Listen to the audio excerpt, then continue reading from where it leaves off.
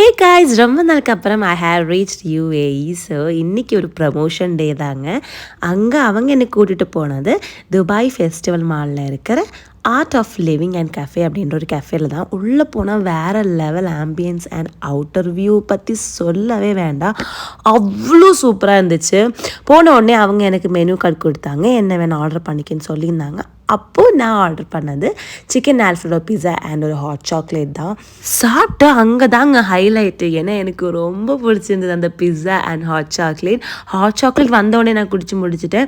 Pizza வந்துட்டு வேறு level டேஸ்ட்டுங்க. And பக்கத்தில் வந்து ஹாட் ஸ்பைசி சாஸ் வச்சுருந்தாங்க. பர்ஸ்னலாகவே எனக்கு வந்து ஸ்பைசி ஃபுட் ரொம்ப பிடிக்கும். ஸோ நான் என்ன பண்ணேன்னா அந்த ஹாட் ஸ்பைசி சாஸ் எடுத்து பிஸாவில் கொஞ்சம் கொஞ்சமாக ஊற்றி, கொஞ்சம் கிடையாது நிறைய ஊற்றி சாப்பிட்டா வேறு லெவலில் இருந்துச்சு. உண்மையாகவே கண்டிப்பாக நீங்கள் UAE வரும்போது துபாயில் இருக்கிற இந்த துபாய் ஃபெஸ்டிவல் மால் கண்டிப்பாக விசிட் பண்ணுங்கள்.